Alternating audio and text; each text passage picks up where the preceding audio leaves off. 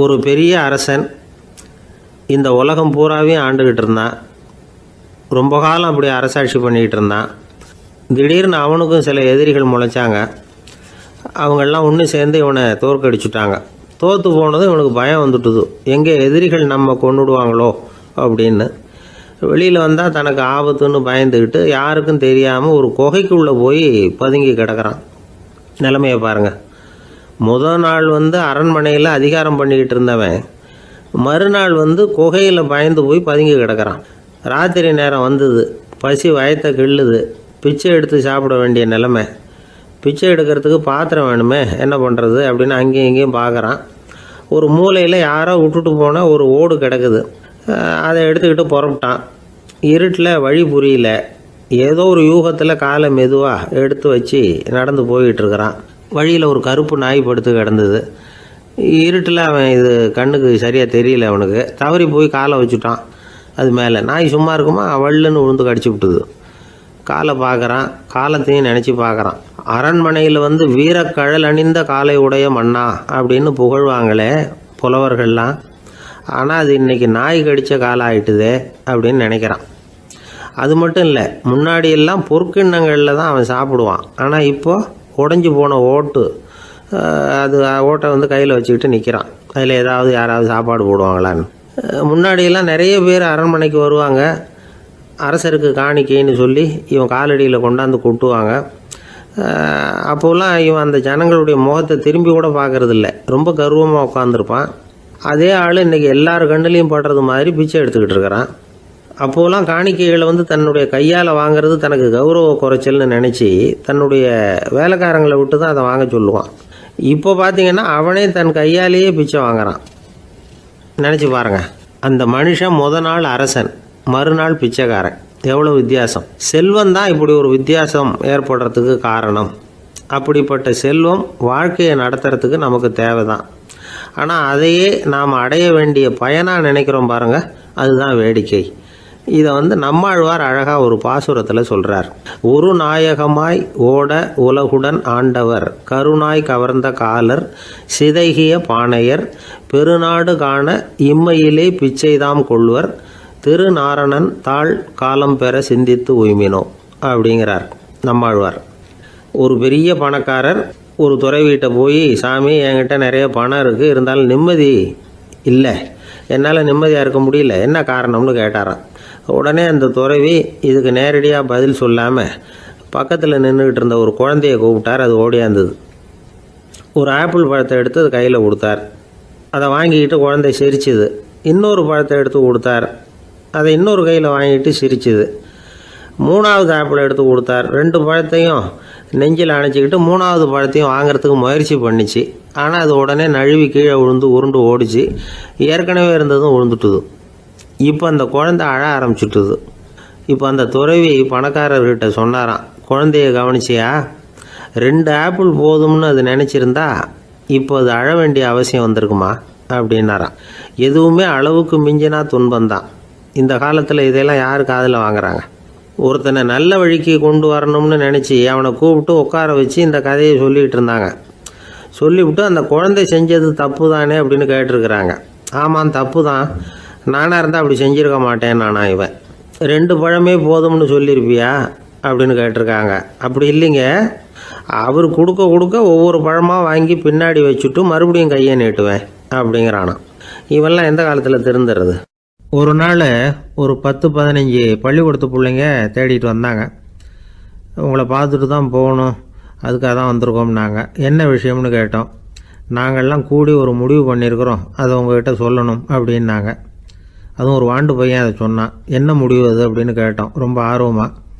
அதை இப்போ சொல்ல மாட்டோம், எங்களுக்கு பிடிக்கிற மாதிரி ஏதாவது ஒரு தகவல் சொன்னால் அதுக்கப்புறம் நாங்கள் அதை சொல்கிறோம் அப்படின்னா அந்த வாண்டு பையன். சரி, சின்ன பையன்கிட்ட இன்றைக்கி வசமாக மாட்டிக்கிட்டோம் அப்படின்னு நினச்சிக்கிட்டு அவங்களுக்கு தகுந்த மாதிரி ஒரு கதை சொல்ல ஆரம்பித்தோம். அது என்ன கதைன்னா, ஒரு பெரிய காடு, அதில் பலவிதமான மிருகங்கள். அந்த காட்டுக்கு ஒரு சிங்கம் தான் ராஜா. எப்பவும் காட்டுக்கு அது தானே ராஜா. ஒரு பெரிய யானைக்கு இது பொறுக்கலை. என்ன இது, எப்போ பார்த்தாலும் இங்கே சிங்கத்துக்கே ராஜா பதவி கிடைக்கிது, நான்லாம் எவ்வளவு பலசாலியாக இருக்கிறேன், அப்படி இருந்தும் எனக்கு அந்த பதவி கிடைக்கலையே அப்படின்னு தனக்குள்ளே பொறுமிக்கிட்டே இருந்தது. ராஜா பதவியை நினச்சி ரொம்ப ஏக்கம், அதுக்கு பதவி மோகம். இந்த சமயம் பார்த்து ஒரு குள்ள நரி கூட்டம் அதை தேடிட்டு வந்தது. ஐயா பெரியவங்களே, நீங்கள் இந்த காட்டுக்கு ராஜாவாக இருக்க ஆசைப்படுறீங்க, அதில் ஒன்றும் தப்பு இல்லை. ஆனால் அதுக்கு முன்னாடி நீங்கள் எங்கள் கூட்டத்துக்கு கொஞ்ச நாள் தலைவராக இருங்க, அதாவது ராஜாவாக இருங்களேன், உங்களுக்கும் ஒரு ட்ரைனிங் கிடைச்சது மாதிரி இருக்கும் அப்படின்னு சொல்லியிருக்குது இந்த கூட்டம், குள்ள நெறி கூட்டம். இதை கேட்ட உடனே யானைக்கு ரொம்ப சந்தோஷம் தாங்கலை. அதுதான் எப்போன்னு பதவிக்காக காத்துக்கிட்டு இருக்குதே. இருந்தாலும் கொஞ்சம் பிகுவோட, சரி நீங்கள்லாம் இவ்வளோ தூரம் என்னை தேடிட்டு வந்து கேட்கறதுனால மறுக்க முடியல அப்படின்னு ரொம்ப ஏதோ அவளுக்கு சிரமப்பட்டு ஒத்துக்கிறது மாதிரி ஒத்துக்கிட்டது. ஏதோ உங்கள் ஆசைக்கு கட்டுப்படுறேன், கொஞ்ச நாள் உங்கள் கூட்டத்துக்கு ராஜாவாக இருக்கிறதுக்கு சம்மதிக்கிறேன் அப்படின்னுது. உடனே அந்த யானை ராஜ நட போட ஆரம்பிச்சிட்டுது. யானை சாதாரணமாக நடந்தாவே எப்படி இருக்குங்கிறது நமக்கு தெரியும். அதுவே ராஜ நடந்தால் எப்படி இருக்கும் கற்பனை பண்ணி பாருங்கள். யானை முன்னாடி கம்பீரமாக போய்கிட்டு இருக்குது, தலைவர் இல்லையா, அதனால் குள்ள நரிகள்லாம் ரொம்ப அடக்கமாக அது பின்னாடி அணிவகுத்து போயிட்டு இருக்குது. ராஜா வாழ்க, மன்னர் வாழ்க அப்படின்னு கோஷம் வேற. யானைக்கு தலைகால புரியல, அவ்வளவு சந்தோஷம். அந்த யானைக்கு செருக்கு, ஆணவம் எல்லாம் ஏற்பட்டு போச்சு. அதுக்கப்புறம் அது தரையை பார்க்குமா, நிமிர்ந்து நடக்க ஆரம்பிச்சுட்டுது. தரையை பார்க்குறதே இல்லை. அப்படி போயிட்டுருக்கிறப்போ ஒரு சதுப்பு நிலத்தில் திடீர்னு காலை வச்சுட்டுது. அவ்வளோதான், கால் உள்ளே போயிட்டுது. இன்னொரு காலை எடுத்து வச்சுது, அதுவும் உள்ளே போயிட்டுது. அந்த 2 காலையும் எடுக்கிறதுக்காக அடுத்த 2 காலையும் அழுத்திச்சு, அதுவும் உள்ளே போக ஆரம்பிச்சுட்டுது. இப்போ 4 காலம் வசமாக சேத்துல அழுந்தி போச்சு, எடுக்க முடியல. குள்ள நரிகள்லாம் அதை சுற்றி வந்தது. சிலது சுற்றி நின்று டான்ஸ் ஆட ஆரம்பிச்சுட்டுது யானையை பார்த்துட்டு. இதை யானை பார்த்தது. என்ன இது, தலைவர் நான் தவிச்சிக்கிட்டு இருக்கிறேன், தொண்டர்கள்லாம் சுற்றி நின்று வேடிக்கை பார்த்துக்கிட்டு இருக்கிறீங்க, டான்ஸ் ஆடுறீங்க அப்படின்னு கேட்டுதான். தொண்டர்களே, தலைவர் நான் தவிச்சிக்கிட்டு இருக்கிறது உங்களுக்கு தெரியலையா? இப்போ உடனே உங்கள் தலைவரை காப்பாற்ற வேண்டியது உங்கள் கடமை இல்லையா அப்படின்னு கத்துச்சான் அந்த யானை. குள்ள நரிகளில் ஒன்று முன்னாடி நின்று அந்த யானையை பார்த்து தான், தலைவரே எங்களுக்கு ரொம்ப நாளாக ஒரு ஆசை, அந்த ஆசையை நிறைவேற்றிக்கிறதுக்காகத்தான் உங்களை எங்கள் தலைவராக ஏற்றுக்கிறோம்னு சொன்னோம் அப்படின்னு தான். என்ன ஆசைன்னு கேட்டிருக்கு யானை. யானை கறி சாப்பிட்டு பார்க்கணுங்கிறது எங்களுக்கு ரொம்ப நாள் ஆசை, அது இன்றைக்கி தான் நிறைவேற போகுது அப்படின்னு தான் அந்த நரி. இதை கேட்ட உடனே அந்த யானை அப்படியே மூர்ச்சி ஆகிட்டு தான். நரிகள்லாம் அது மேலே ஏறி குதற ஆரம்பிச்சுட்டு தான். பதவி மேலே இருந்த பேராசை அந்த பலசாலியான யானையையே மாட்டி விட்டுட்டுது பார்த்தீங்களா அப்படின்னு சொல்லி முடித்தோம் இந்த கதையை அந்த சின்ன பிள்ளைங்கக்கிட்ட. சரிங்க, இப்போ நாங்கள் உங்களை தேடி வந்த விஷயம் என்னங்கிறத சொல்லவா அப்படின்னா ஒரு வாண்டு பையன். சீக்கிரம் சொல்லு தம்பி, சஸ்பென்ஸ் தாங்கலை அப்படின்னோம். அவன் மெதுவாக எங்களை பார்த்து சொல்கிறான், எங்களுக்கு கொஞ்ச நாள் நீங்கள் தலைவராக இருந்தால் தேவலை அப்படின்னா. ஒரு ஊரில் ஒரு கோயில் இருந்தது, ரொம்ப பழைய கோயில். உள்ளே போகிறதுக்கே பயமாக இருக்கும், எந்த நேரத்தில் இடிஞ்சு விழுந்துருமோ அப்படிங்கிற பயம். அப்படி இருந்ததுனால யாரும் துணிஞ்சு சாமி கும்பிடுறதுக்கு அங்கே போகிறதில்ல. கோயிலுக்கு வர்ற கூட்டம் கொஞ்சம் கொஞ்சமாக குறைய ஆரம்பிச்சுட்டுது. கோயில் நிர்வாகிகள் எல்லாரும் கூடி உட்காந்து பேசினாங்க, என்ன பண்ணலாம்னு யோசனை பண்ணாங்க. எந்த இடம் மோசமாக இருக்கோ அந்த இடத்த பழுது பார்த்தாங்க. அங்கே எங்கே வர்ணத்தை பூசி கொஞ்சம் அழகுபடுத்தி பார்த்தாங்க. ஏதோ இந்த ஊரில் கோயில்னு ஒன்று இருக்குது, அது மக்களுக்கு தெரியணும் அப்படிங்கிறதுக்காகத்தான் இப்படிலாம் பண்ணாங்க.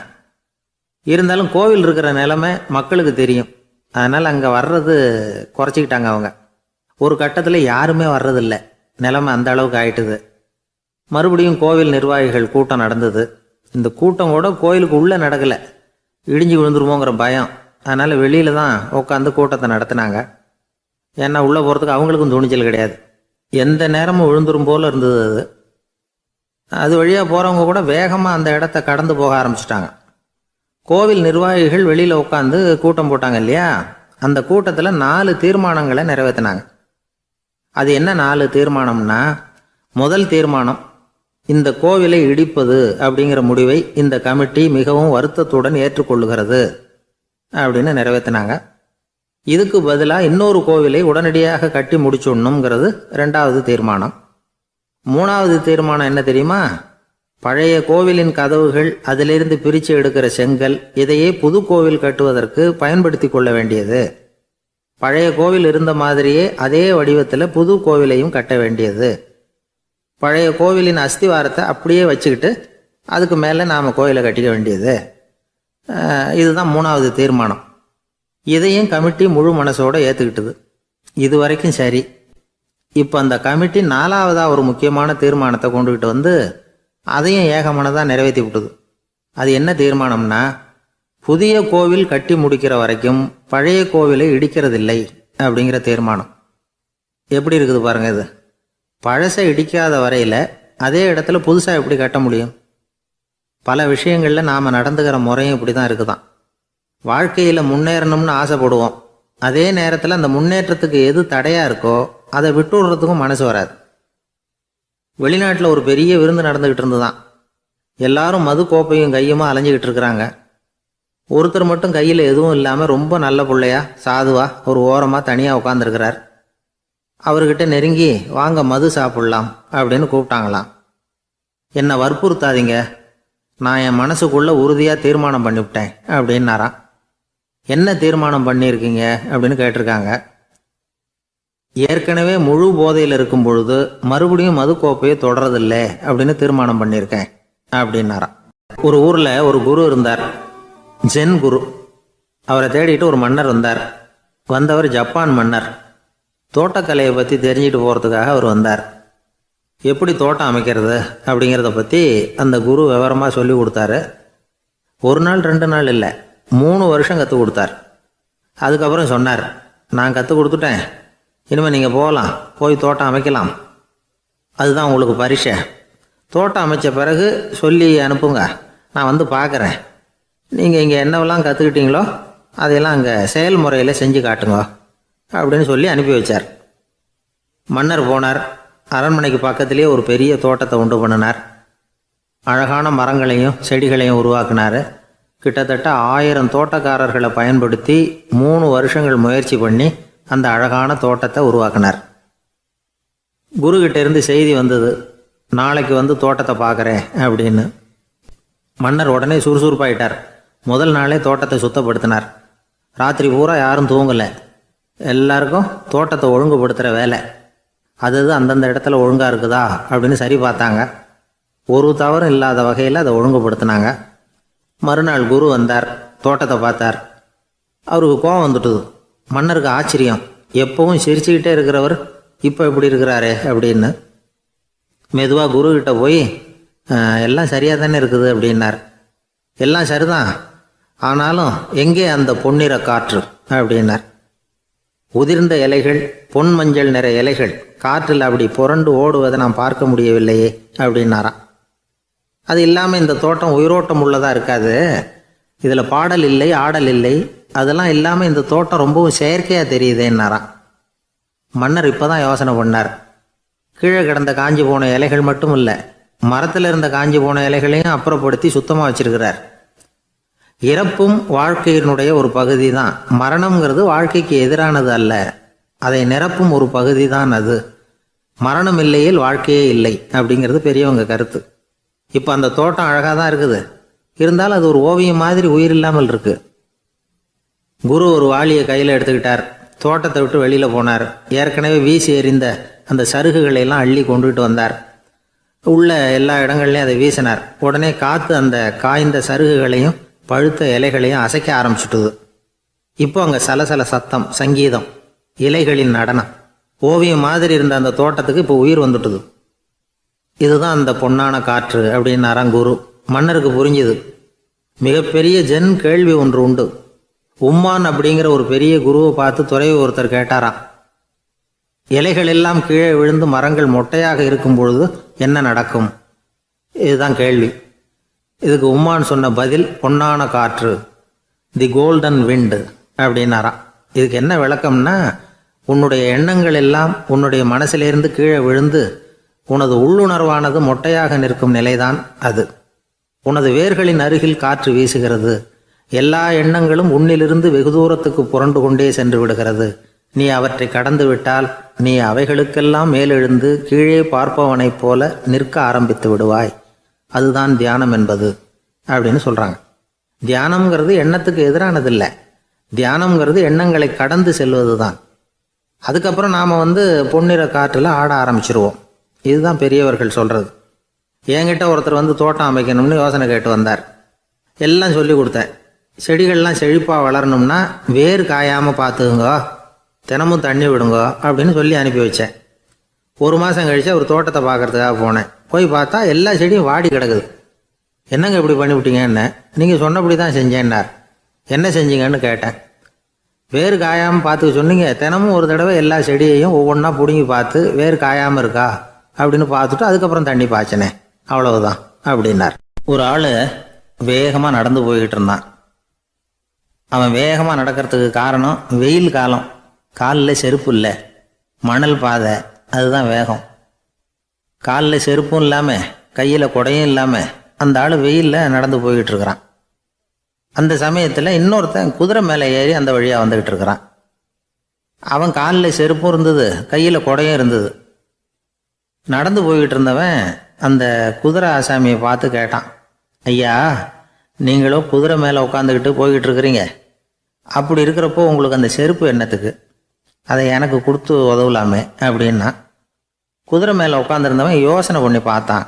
இவன் சொல்கிறது நியாயம்தானே அப்படின்னு சொல்லி தன்னுடைய செருப்பை கழட்டி அந்த வழிப்போக்கனுக்கு கொடுத்துட்டான். ரொம்ப நல்லதுங்க அப்படின்னு சொல்லி இவன் அதை வாங்கி காலில் மாட்டிக்கிட்டான்.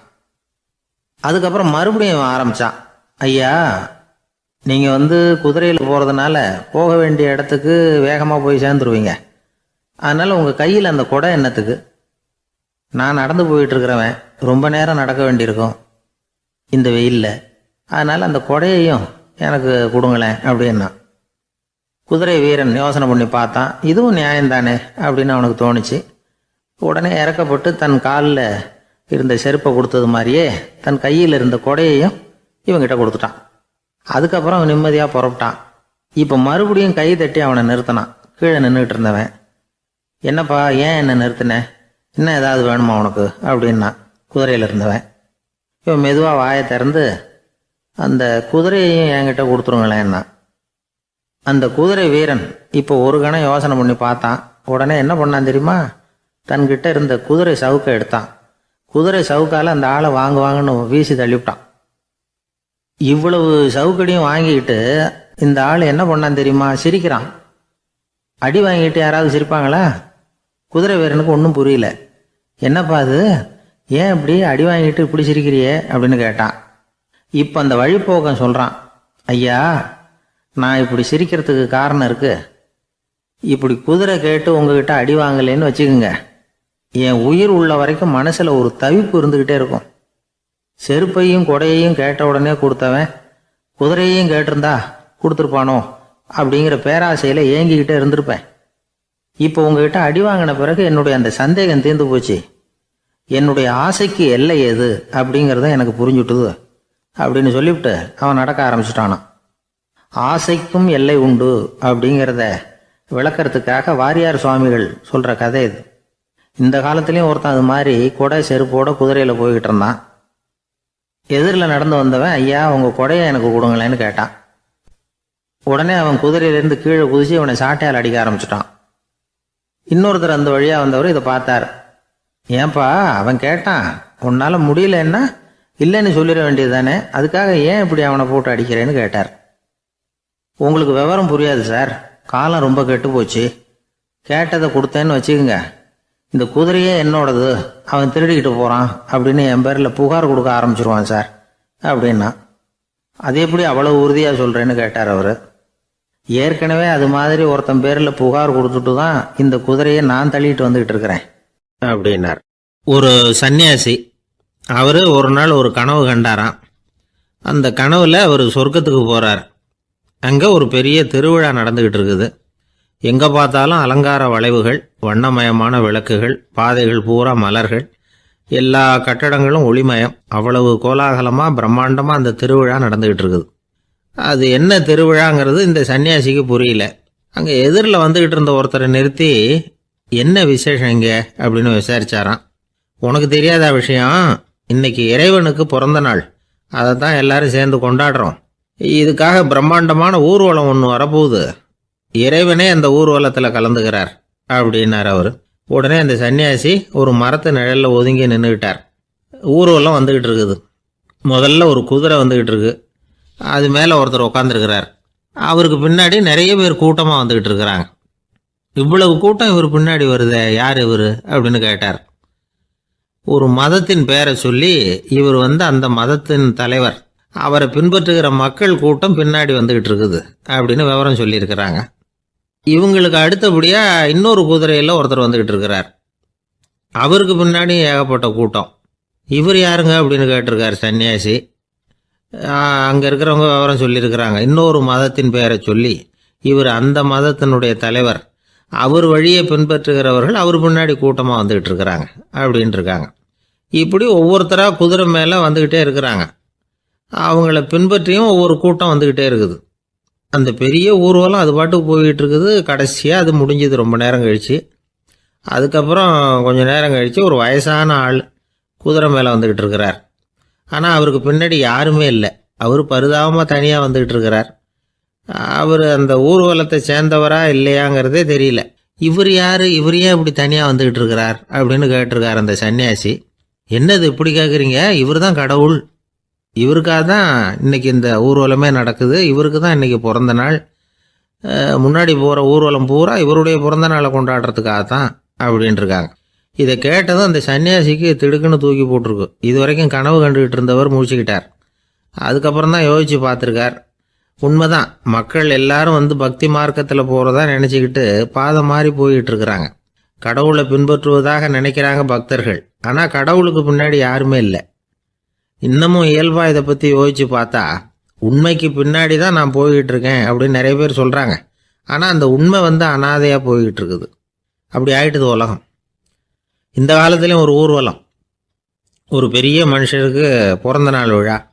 அவர் குதிரை மேலே ஏறி முன்னாடி போய்கிட்டு இருக்கிறார். அவருக்கு பின்னாடி ஒரு 100 பேர் தொண்டர்கள் அவங்க பாட்டுக்கு போகிறாங்க. எல்லாம் பணம் கொடுத்து ஏற்பாடு பண்ணவங்க. எல்லாம் பணம் வாங்கிட்டு முன்னாடி போயிட்டுருக்குறாங்க. கொஞ்சம் தூரம் நடந்ததும் கால் வலிக்க ஆரம்பிச்சுட்டுது. ஒவ்வொருத்தரும் அப்படியே ஒதுங்க ஆரம்பிச்சிட்டாங்க. அதான் முன்னாடியே பணம் கிடச்சிட்டுதே, இனிமேல் ஒதுங்கினா என்னன்னு ஒதுங்கிட்டாங்க. ஒரு கட்டத்தில் குதிரையில் போகிறவர் தற்செயலாக திரும்பி பார்க்குறாரு. பின்னாடி யாருமே இல்லை, எல்லோரும் ஓடி போயிட்டாங்க. ஒரே ஒரு ஆள் மட்டும் ரொம்ப விசுவாசமாக பின்னாடி நடந்து வந்துக்கிட்டு இருந்தான். ஏன்ப்பா நீ மட்டும் வந்துக்கிட்டு இருக்கிறியே, நீ வீட்டுக்கு போகலையான்னு கேட்டிருக்காரு அவர். நீங்கள் அந்த குதிரையையும் அதுக்குள்ள வாடகை பணத்தையும் கொடுத்துட்டீங்கன்னா நானும் போயிடுவேன் அப்படின்னு நானாம் இந்த ஆள். ஒரு ஊரில் ஒருத்தர் இருந்தார், ரொம்ப நல்லவர். யாருக்காவது ஏதாவது கொடுத்துக்கிட்டே இருப்பார், கொடையாளி. தினமும் யாராவது ஒருத்தருக்கு ஏதாவது கொடுக்கலன்னா அவருக்கு தூக்கம் வராது. அப்படி ஒரு பழக்கம். அது மட்டும் இல்லை, அவர் கொடுக்கறது அடுத்தவங்களுக்கு தெரியாது. அவ்வளவு ரகசியமாக அதை கொடுப்பார். வலது கை கொடுக்கறது இடது கைக்கு தெரியக்கூடாதுன்னு சொல்லுவாங்கள்ல, அது மாதிரி அவர். ஒரு நாள் ராத்திரி அவர் ஏற்கனவே தயாராக கட்டி வச்சிருந்த பணம் முடிச்ச கையில் எடுத்துக்கிட்டு வீட்டை விட்டு வெளியில் வந்தார். தெருவில் இறங்கி நடந்தார். இன்னைக்கு யாருக்கு தர்மம் செய்கிறது அப்படின்னு யோசனை பண்ணிட்டு இருட்டில் நடந்து வந்துக்கிட்டு இருக்கிறார். யாரோ ஒருத்தர் எதிரில் வர்றது மாதிரி தெரிஞ்சுது. உடனே அவர் கிட்ட போனார். தன்கிட்ட இருந்த பணம் முடிச்சு அவசரமாக அவர் கையில் திணிச்சுட்டு திரும்பி வந்துட்டார். அப்பாடா, ஒரு வழியாக யாருக்கும் தெரியாமல் இன்னைக்கு தர்மம் பண்ணியாச்சு அப்படிங்கிற மகிழ்ச்சி, மன நிறைவு அவர் முகத்தில். நிம்மதியாக தூங்கினார். அப்புறம் எழுந்திரிச்சார். மறுநாள் காலையில் ஊர் பூரா ஒரே பேச்சு. என்ன பேச்சுன்னா, நேற்று ராத்திரி ஒரு திருடன் கையில் யாரோ பணத்தை கொடுத்துட்டு போயிருக்கிறாங்க அப்படின்னு எல்லாரும் பேசிக்கிட்டு இருக்கிறாங்க. இதை கேள்விப்பட்டதும் அந்த பெரியவருக்கு ரொம்ப வருத்தமாக போச்சு. அடடா, போயும் ஒரு திருடனுக்காக உதவி பண்ணியிருக்கிறோம், பிரயோஜனம் இல்லாமல் போட்டுதே அப்படின்னு நினச்சார். சரி, இன்னைக்கும் யாருக்காவது உதவி பண்ணணும் அப்படின்னு முடிவு பண்ணினார். ராத்திரி நேரம் வந்தது. இவர் வழக்கம் போல் தெருவில் இறங்கி நடந்தார். கையில் பணம் முடிச்சு. எதிரில் ஒரு பெண் உருவம் மங்கலாக தெரிஞ்சது. இவர் உடனே அந்த பெண்கிட்ட பணத்தை கொடுத்துட்டு திருப்தியாக திரும்பி வந்துட்டார். மறுநாள் காலையில் ஊர் பூரா என்ன பேசிக்கிட்டாங்க தெரியுமா? நேற்று ராத்திரி நெறி தவறி நடக்கிற ஒரு பெண்ணின் கையில் யாரோ பணத்தை வச்சுட்டு போயிருக்கிறாங்க அப்படின்னு எல்லாரும் பேசிக்கிறாங்க. அடடா, இன்னைக்கும் தவறுதலாக நடந்து போச்சு அப்படின்னு ஒரு வருத்தப்பட்டார். இருக்கட்டும், இன்னைக்கும் ஏதாவது தர்மம் பண்ணுவோம் அப்படின்னு நினச்சிக்கிட்டாரு. 3வது நாள் ராத்திரியும் புறப்பட்டார். இப்பவும் எதிரில் ஒருத்தர் வந்தார். இவர் பணத்தை கொடுத்தார், திரும்பி வந்துட்டார். மறுநாள் மக்கள் என்ன பேசிக்கிட்டாங்கன்னா, நேற்று ராத்திரி ஒரு செல்வந்தர் கையில் யாரோ பணத்தை கொடுத்துட்டு போயிருக்கிறாங்க அப்படின்னு பேசிக்கிட்டாங்களாம். அவருக்கு ரொம்ப வருத்தமாக போட்டுது. என்ன இது, தினம் இப்படி ஆகிட்டு இருக்குதே அப்படின்னு நினச்சிக்கிட்டே படுத்து தூங்கினார். அன்னைக்கு ராத்திரி ஒரு கனவு. அந்த கனவுல இறைவன் வந்து சொன்னாராம், இதை பாருப்பா, நீ கொடுத்த தர்மம் வீணா போயிடல. உன்கிட்ட பணம் வாங்கின அந்த திருடன் திருந்திட்டான், அந்த பொண்ணும் திருந்திட்டா, அந்த செல்வந்தனும் கொடையாளி ஆயிட்டான், எல்லாருக்கும் உதவி பண்ண ஆரம்பிச்சுட்டான் அப்படின்னு சொன்னாராம். இந்த கதையை சொன்னவர் யாருன்னா நபிகள் நாயகம். இதுல உள்ள கருத்து என்னன்னா, நல்ல மனசோட தர்மம் பண்ணுனா அது வீணா போறதில்லை. இன்னொரு கருத்து, தர்மம் வந்து தன்னை மட்டுமல்ல அடுத்தவங்களையும் தீமையிலிருந்து காப்பாற்றும். இதுதான் நாம புரிஞ்சுக்க வேண்டியது. இந்த காலத்திலேயும் இது மாதிரி சில சம்பவங்கள் நடக்கிறது உண்டு. ஒரு பெரியவர் இருட்டில் நடந்து வந்துகிட்டு இருந்தாரு. எதிரில் வந்த ஒருத்தன் வலுக்கட்டாயமா ஒரு கையை பிடிச்சி ஒரு பண முடிப்பை கொடுத்து வச்சுக்க சொல்லிவிட்டு விலைக்கு போயிட்டான். பெரியவருக்கு ஆச்சரியம், இந்த காலத்திலையும் இப்படி வலது கை கொடுக்கறது இடது கைக்கு தெரியக்கூடாதுன்னு நினைக்கிற கொடையாளிகள் உண்டு போல இருக்கு அப்படின்னு யோசனை பண்ணிக்கிட்டே நடந்தார். கொஞ்சம் தூரம் போயிருப்பாரு. அதுக்குள்ள அதே ஆள் திரும்பி வந்தான். கொடுத்த பண முடிப்பை திருப்பி கொடுங்க அப்படின்னு கேட்டு வாங்கிட்டான். இவருக்கு ஒன்றும் புரியல. ஏன் இப்படி பண்றேன்னார். அது ஒன்றும் இல்லைங்க, கொஞ்ச நேரம் இதை உங்ககிட்ட கொடுத்து வச்சிருந்தேன் அவ்வளவுதான் அப்படின்னா. ஏன்னு கேட்டார். என்னை பின்னாடி போலீஸ் தேடிக்கிட்டு வந்துகிட்டு இருக்குது, அதுதான் அப்படி பண்ணேன், இப்போ போயிட்டுது, இனிமே ஒன்றும் பயமில்லை அப்படின்னு சொல்லிவிட்டு அவன் பாட்டுக்கு நடந்து போறான். அவர் ஒரு பெரிய குடும்பத்தில் பிறந்தவர். இருக்கிற சொத்துக்கள் எல்லாத்தையும் வாரி வழங்கி விட்டு காட்டுக்கு புறப்பட்டார் தவம் செய்யறதுக்காக. இருந்தது ஊராவும் கொடுத்துட்டார், இனிமே எதுவுமே இல்லை கொடுக்கறதுக்கு. அப்போ கடைசியா ஒருத்தன் வந்து கையை நீட்டினானா, ஐயா ஏதாவது கொடுங்கன்னு இருக்கான். அவர் பார்த்தார், கட்டியிருக்கிற வேட்டியை தவிர வேற எதுவுமே இல்லை. 8 முழம் பட்டு வேட்டி, ஜரிகை கரையோடு இருக்குது. கடைசியாக அதை தான் எடுத்துக்கிட்டு அவர் புறப்பட்டுருக்கார். அவர் பார்த்தார், எதிரில் அவன் பரிதாபமாக நின்றுக்கிட்டு இருக்கிறான். அந்த 8 முழ வேட்டியை 2ஆக கிழிச்சார். 4 முழத்தை அவங்ககிட்ட கொடுத்தாரு. மீதி 4 முழத்தை தன்னோட இடுப்பில் கட்டிக்கிட்டு அவர் காட்டுக்கு போயிட்டார். இவன் என்ன பண்ணான் தெரியுமா, கையில் கிடைச்ச 4 முழத்தை எடுத்துக்கிட்டு கடை வீதிக்கு போனான். பழைய பட்டு வேட்டி ஜருகை இதையெல்லாம் விலைக்கு வாங்குற வணிகர் ஒருத்தர் இருக்கார். அவர்கிட்ட போனான். இதை விலைக்கு எடுத்துக்கிறீங்களா அப்படின்னு கேட்டிருக்கான். அவர் வாங்கி பார்த்துருக்கார். ஆஹா, இது ரொம்ப அருமையான வேட்டி, விலை உயர்ந்த ஜருகை, இது ஏது உனக்கு அப்படின்னு கேட்டாரான். அவன் நடந்தது சொல்லியிருக்கான். அப்படின்னா ஒன்று செய்ய, இந்த வேட்டியோட இன்னொரு பாதியையும் மெதுவாக வாங்கிட்டு வந்துரு, உனக்கு நிறைய பணம் தர்றேன் அப்படின்னாரான் அந்த வணிகர். இவன் கொஞ்சம் யோசனை பண்ணி பார்த்தான்.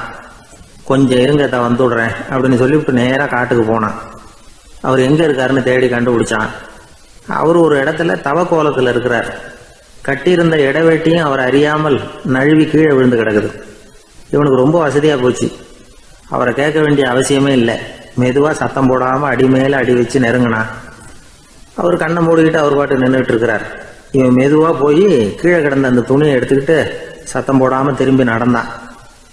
ஒரு 2-3 அடி எடுத்து வச்சிருப்பான். அப்படி ஓட ஆரம்பிக்கிற சமயத்தில் அவன் காலில் கீழே கிடந்த முள்ளு ஒன்று நறுக்குன்னு தச்சு விட்டுது. வலி தாங்க முடியாமல் அம்மான்னு கத்திருக்கான். இந்த சத்தத்தினால கண்ணை மூடி நின்றுகிட்டு இருந்த அவரோட தவம் கலைஞ்சது.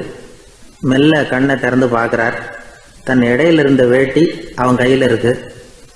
இப்போ அவர் நினைக்கிறார், என்ன நினைக்கிறாருன்னா, இந்த வேட்டி மீது நான் வைத்த ஆசை அல்லவா அவனை திருடனாக ஆக்கி விட்டது அப்படின்னு நினைச்சாராம். இந்த வேட்டி மேல நாம வச்ச ஆசை அவனை திருடும்படி ஆக்கி விட்டதே அப்படின்னு நினைச்சாராம். இது எப்பேற்பட்ட மனநிலை அப்படிங்கிறத கொஞ்சம் யோசனை பண்ணி பாருங்க. தான் ஒரு பொருள் மேல வச்ச பற்று இன்னொரு மனிதன் திருடனாக ஆகிறதுக்கு காரணம் ஆயிட்டதேன்னு நினைக்கிறார். அப்படி நினைச்ச அந்த பெரியவர் யார் தெரியுமா? அவர் தான் மகாவீரர். இழந்துட்டேங்கிறிய, நீ என்னத்தை கொண்டுகிட்டு வந்த எங்க இழந்துடுறதுக்கு? நீ என்னத்தை உண்டாக்குன இது அழிஞ்சுட்டுதுன்னு சொல்றதுக்கு? இதுதான் அவருடைய சிந்தனை. இன்றைக்கு நம்ம சிந்தனையெல்லாம் வேற மாதிரி இருக்குது. ஒருத்தன் நடுத்தருவில் உட்காந்து அழுதுகிட்டு இருந்தான். அந்த வழியா வந்தவர் ஒருத்தர், ஏன்பா அழறேன்னு கேட்டாராம். 5 ரூபா சார், இந்த இடத்துல விழுந்துட்டுது, ரொம்ப நேரமா தேடுறேன், கிடைக்காது போல இருக்கு அப்படின்னு சொல்லிவிட்டு அழறான். எப்போ தொலைஞ்சதுன்னு கேட்டாராம் அவரு. அது எனக்கு தெரியாது சார், பணத்தை தொலைச்சவன் தேடி பார்த்துட்டு போயிட்டான், நான் அவனுக்கு பின்னாடி தேட வந்தவன் அப்படின்னு நானா. இவன் நம்மள மாதிரி ஒரு ஆசாமி, அவன் நம்மள மாதிரியே கற்பனை பண்ணான். அதாவது நாம தான் இந்த உலகத்துல ரொம்பவும் கஷ்டப்படுறோம், மற்றவங்க எல்லாம் சந்தோஷமா இருக்கிறாங்க அப்படின்னு அவன் நினைச்சுக்கிட்டான். அவன் ஒரு நாள் கடவுளை வேண்டிக்கிட்டானான், சுவாமி, இந்த உலகத்துல எவ்வளவோ பேர் இருக்கிறாங்க, ஒவ்வொருத்தருக்கும் ஒவ்வொரு விதமான கஷ்டம் இருக்கலாம், ஒத்துக்கிறேன். இருந்தாலும் எனக்கு அது கொஞ்சம் அதிகமா இருக்கிறது மாதிரி தெரியுது. அதனால நீங்க எனக்காக ஒரு சின்ன உதவி செஞ்சா போதும்.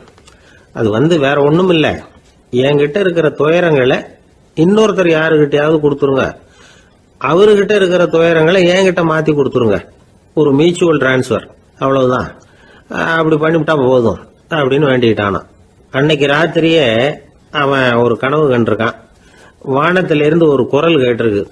அது என்ன சொல்லிச்சு தெரியுமா? ஏ ஜனங்களே, எல்லாரும் அவங்கவங்க கஷ்டங்களை ஒரு பையில போட்டு எடுத்துக்குங்க. அப்படி எடுத்துக்கிட்டு நேரா இந்த ஊர் எல்லையில இருக்கிற கோயிலுக்கு வந்து சேருங்க அப்படின்னு அந்த குரல். ஆஹா, கடவுள் நம்ம பிரார்த்தனைக்கு செவி சாய்ச்சுட்டார் அப்படின்னு சந்தோஷப்பட்டான் இவன்.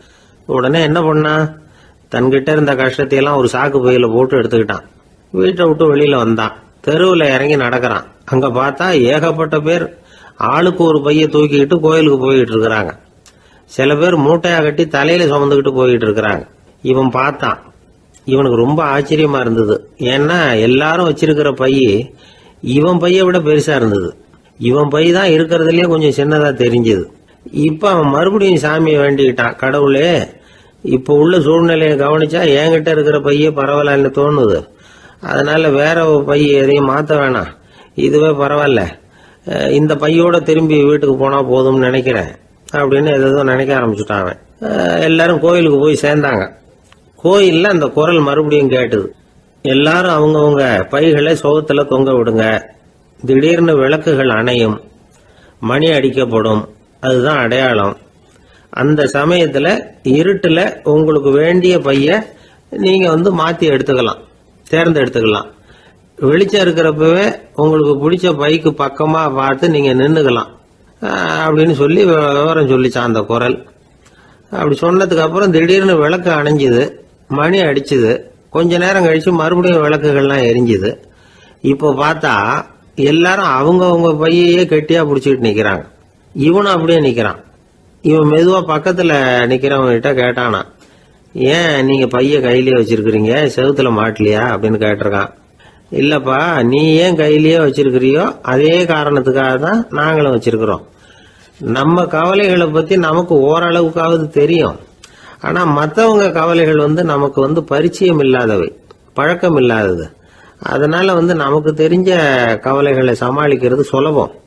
தெரியாததை சமாளிக்கணும்னா மறுபடியும் ஆரம்பத்தில இருந்து ஆரம்பிக்கணும். அதனால பழைய நண்பர்களோட வாழறது தான் மேல் அப்படின்னு நானான். அதுக்கப்புறம் அவன் தன்னோட பைய போதும்னு வீட்டுக்கு திரும்பி வந்துட்டானான். இது ஒரு பெரியவர் சொல்லி இருக்கிற கதை. அதனால நம்ம கிட்ட இருக்கிற கஷ்டங்கள் தான் பெருசு, அதை இன்னொருத்தங்கிட்ட கொடுத்துட்டு மாத்திக்கலாம் அப்படின்னு நினைக்கிறது தப்பு. இதே மாதிரி இன்னொரு சம்பவம். ஒரு ஊர்ல ஒரு நாள் ராத்திரி ஆகாயத்திலிருந்து கடவுள் குரல் கேக்குது. இந்த ஊர்ல இருக்கிற ஜனங்கள்லாம் கொஞ்சம் கவனிங்க, உங்களுக்கு ஒரு செய்தி. அதாவது இங்க இருக்கிற ஜனங்கள்லயே கொஞ்சம் கூட கவலையே இல்லாத ஆள் யாருன்னு எனக்கு தெரியணும். அதனால எல்லாரும் அவங்கவுங்க கவலைகளை ஒரு பையில போட்டு எடுத்துக்கிட்டு கோயிலுக்கு வாங்க அப்படின்னாரு கடவுள். உடனே வரிசையா எல்லாரும் வர ஆரம்பிச்சாங்க. எல்லார் கையிலயும் பை இருந்தது, சின்னதும் பெருசுமா. கவலையே இல்லாத ஆள் யாருன்னு தேடினார் கடவுள். ஒரே ஒரு ஆள் மட்டும் கையில எதுவும் இல்லாம வெறும் கையை வீசிக்கிட்டு ரொம்ப ஜாலியா நடந்து வந்துகிட்டு இருந்தான். கடவுள் அவங்க கிட்ட போனார். ஏப்பா, உனக்கு கவலையே இல்லையா அப்படின்னு கேட்டார். எனக்கும் சில கவலைகள்லாம் உண்டு அப்படின்னு அவன். எங்க அதெல்லாம்னு கேட்டிருக்காரு கடவுள். பின்னாடி லாரியில வந்துகிட்டு இருக்கு அப்படின்னு அவன். ஒரு காட்டுல ஒரு நரி இருந்தது. ஒரு நாள் காலை நேரம் அது தன்னுடைய இருப்பிடத்திலிருந்து வெளியில வந்தது. கொஞ்ச தூரம் நடந்து வந்தது. அப்பதான் அது தன்னோட நிழலை கவனிச்சு பார்த்தது. பார்த்தா அது ரொம்ப நீளமா பெருசா இருக்குது. காலை நேரத்துல நிழல் அப்படித்தானே இருக்கும். ஆனா அந்த நரிக்கு அந்த விஷயம் தெரியல. தன்னுடைய நீண்ட பெரிய நிழலை பார்த்து ஆச்சரியப்பட்டது. ஆஹா, நாம இவ்வளவு பெருசாவா இருக்கிறோம் அப்படின்னா என்னுடைய காலை சாப்பாட்டுக்கு ஒரு யானை இல்லைன்னா ஒரு ஒட்டகம் கிடைச்சாதான் சரியா இருக்கும் போல இருக்கு அப்படின்னு முடிவு பண்ணிட்டுது.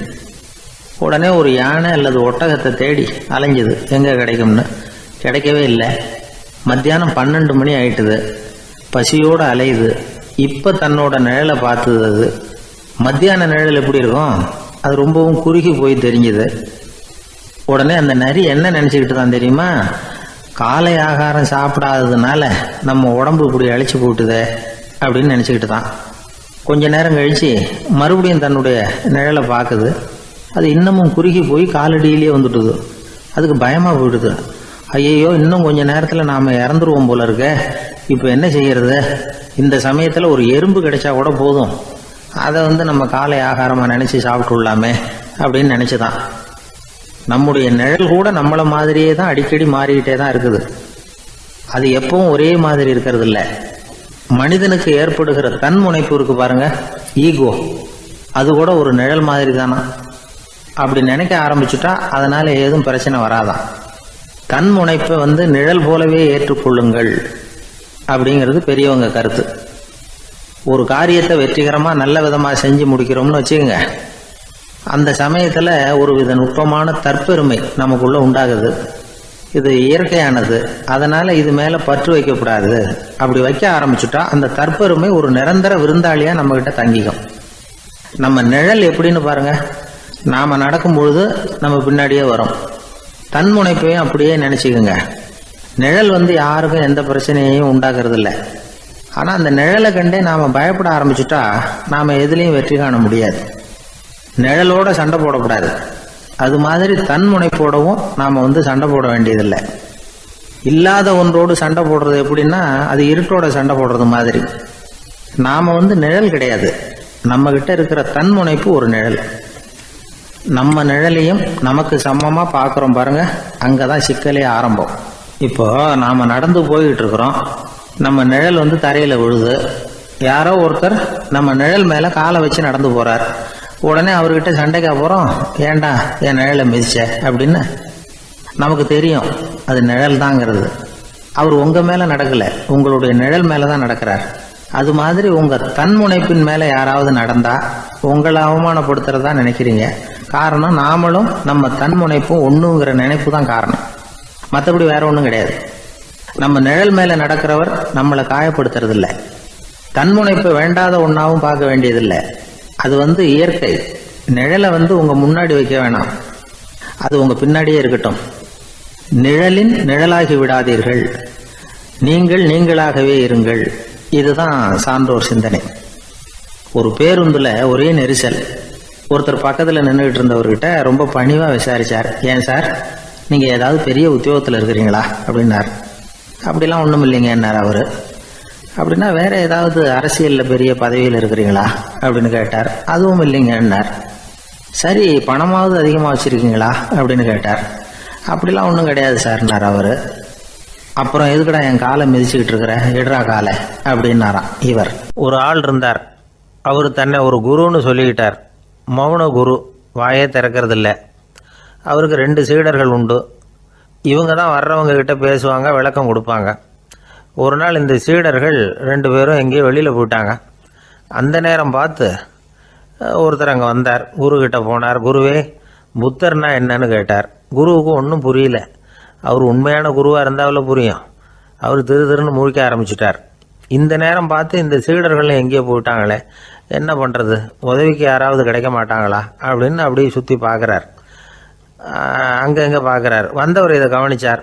ஏதோ புரிஞ்சுக்கிட்ட ஒரு மாதிரி அடுத்த கேள்வி கேட்டார். தர்மம்னா என்ன சுவாமின்னார். குருவுக்கு ரொம்ப சங்கடமாக போச்சு. நம்ம நிலைமை இப்படி ஆகிட்டுதே, இக்கட்டில் மாட்டிக்கிட்டோமே அப்படின்னு நினச்சபடியே விட்டத்தை பார்த்தார். அப்புறம் குனிஞ்சு தரையை பார்த்தார். அப்படியே உட்காந்துக்கிட்டார். வந்தவர் உடனே அடுத்த கேள்விக்கு போயிட்டார். தியானம்னா என்ன சுவாமின்னார். பாவம் என்ன பண்ணுவார் அந்த குரு, பேசாமல் கண்ணை கெட்டியாக மூடிக்கிட்டார். இது ஏதுடா வம்பா போச்சுன்னு. இவர் இப்படி பண்ணால் கூட வந்தவர் சளைக்கல. இன்னொரு கேள்வியும் கேட்டார். ஆசீர்வாதம்னா என்ன அப்படின்னார். இவர் பார்த்தார், இப்படியே போனால் இவர் கேள்வி கேட்குறத நிறுத்த மாட்டார் அப்படின்னு நினச்சிக்கிட்டு எனக்கு ஒன்றுமே தெரியாதுங்கிற பாவனையில் 2 கையையும் விரித்து காட்டினார். வந்தவர் முகத்தில் மகிழ்ச்சி, மன நிறைவு. ஏதோ எல்லாம் புரிஞ்சுக்கிட்ட ஒரு மாதிரி அங்கேருந்து புறப்பட்டு போனார். வழியில் அந்த குருவோட சீடர்கள் 2 பேரையும் சந்தித்தார். உங்கள் குருவை தான் பார்த்துட்டு வரேன்னார் இவர். என்ன நடந்ததுன்னு கேட்டாங்க. இவர் விவரமாக சொல்கிறார். உங்கள் குரு எவ்வளவு பெரிய ஞானி தெரியுமா? புத்தர்னா என்னன்னு கேட்டேன். அதுக்கு அவர் அப்படியும் இப்படியும் பார்த்தார். அதுக்கு என்ன அர்த்தம் தெரியுமா? மக்கள் புத்தரை அங்கேயும் இங்கேயும் தேடுறாங்க. உண்மையில் அவர் அங்கேயும் இங்கேயும் தேடி கண்டுபிடிக்க முடியாது. அப்படிங்கிறத அவர் செய்கை மூலம் உணர்த்தினார்.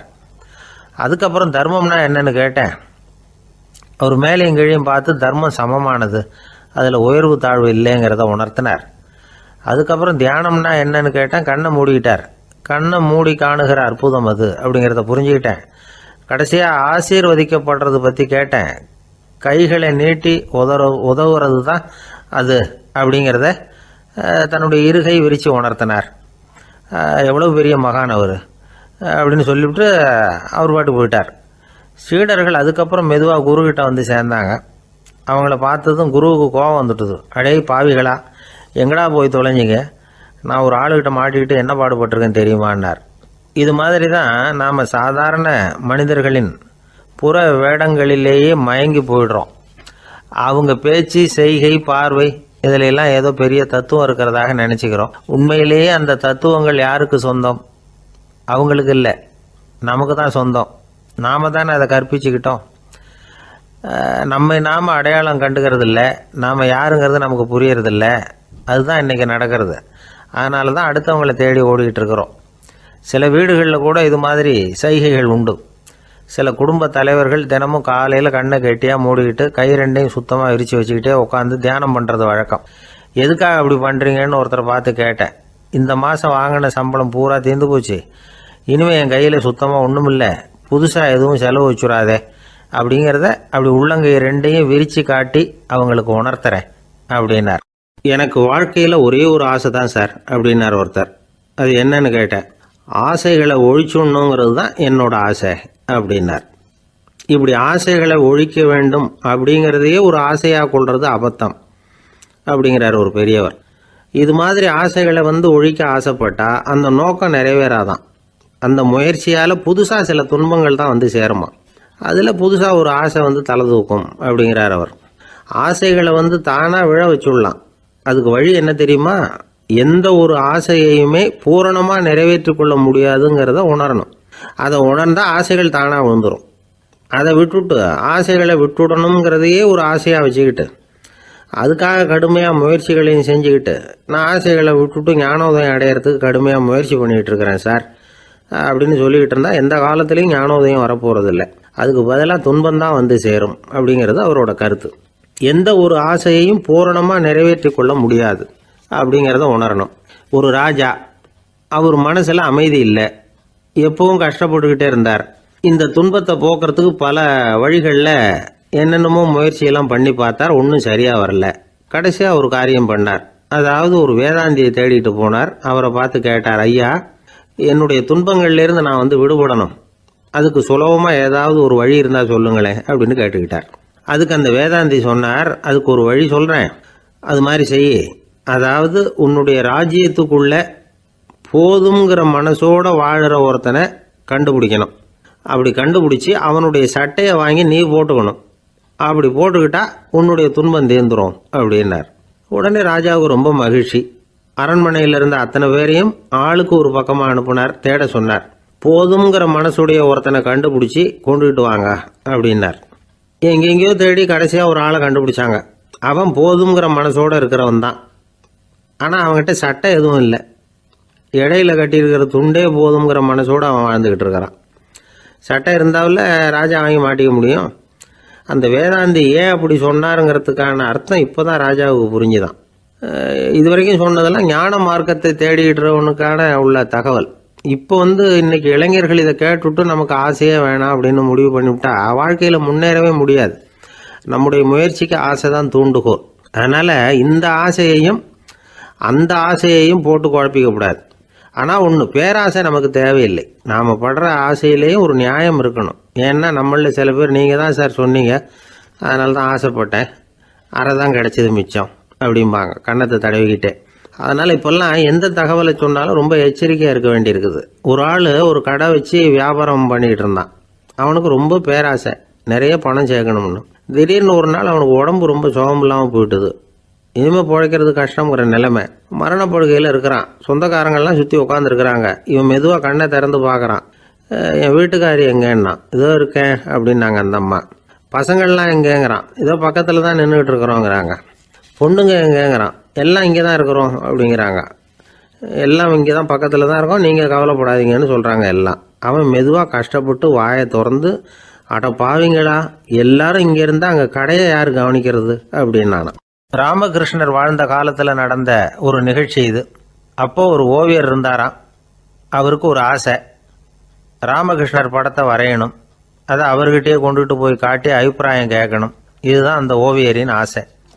உடனே ராமகிருஷ்ணர் படத்தை வரைஞ்சி முடித்தார். அதை எடுத்துக்கிட்டு போனார். இவர் போன சமயம் அங்கே ராமகிருஷ்ணர் சீடர்களோடு உட்காந்துருக்கிறார். விவேகானந்தர் அங்கே இருக்கிறார்.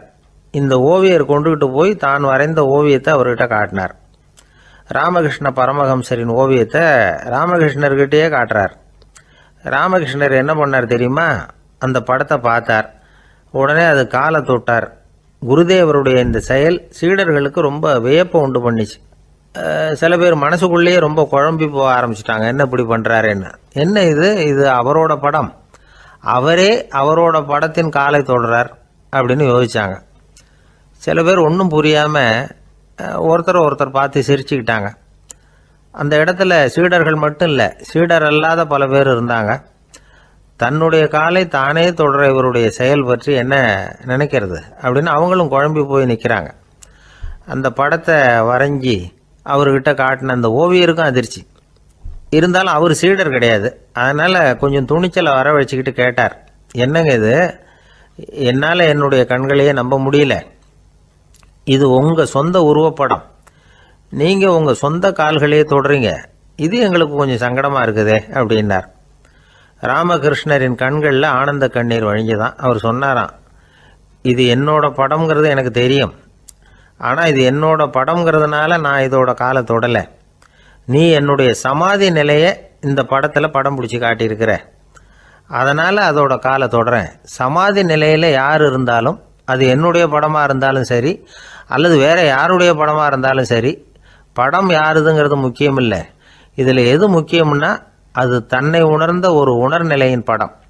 அப்படி இருக்கிறப்போ அதோட காலை நான் தொடணும். அதுக்கு நீங்கள் எல்லாரும் ஏன் சங்கடப்படுறீங்கன்னு எனக்கு தெரியல அப்படின்னாராம். இப்போ தான் அங்கே இருந்த சீடர்களுக்கும் மற்றவங்களுக்கும் விவரம் புரிஞ்சுதான்.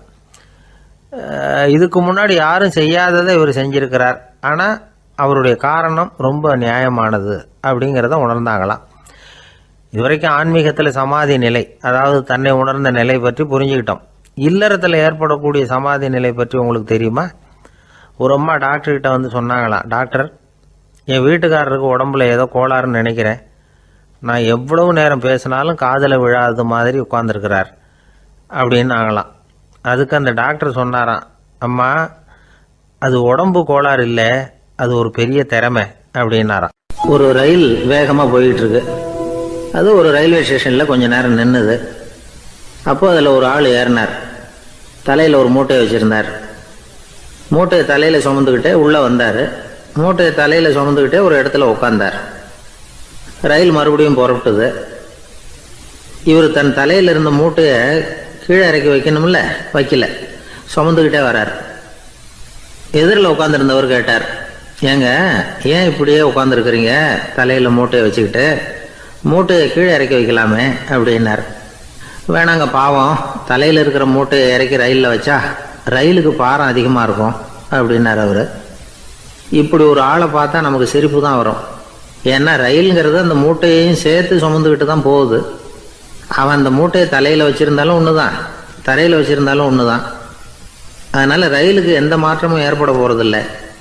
அதே மாதிரி தான் நம்ம மனமும். இதுவும் ஒரு தேவையில்லாத சுமை, அனாவசியமாக சுமந்துக்கிட்டு இருக்கிறோம். இதை கீழே இறக்கி வச்சுட்டா வாழ்க்கை பிரயாணம் சுகமாக இருக்கும்.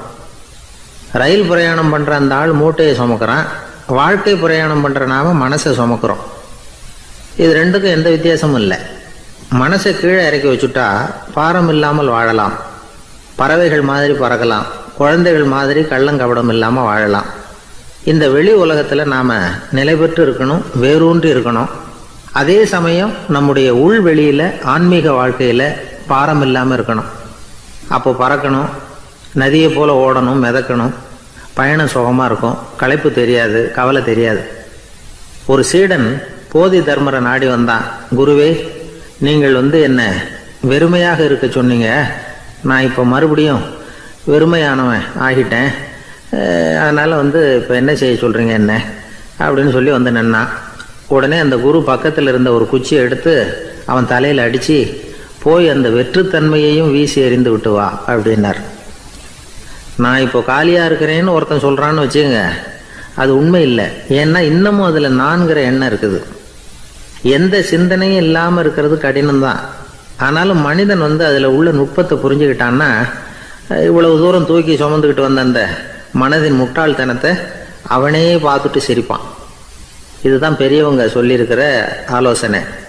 நம்மால் ஒருத்தன் தலையில் ஒரு பெரிய மூங்கில் கூடையோட ரயிலில் வந்து உட்காந்தான். கூடை தலையில் இருந்தது, கீழே இறக்கி வைக்கல. எதிரில் இருந்தவர் கேட்டார், ஏங்க எதுக்காக அதை அனாவசியமாக சுமந்துக்கிட்டே இருக்கீங்க, கீழே இறக்கி வைங்களேன்னார்.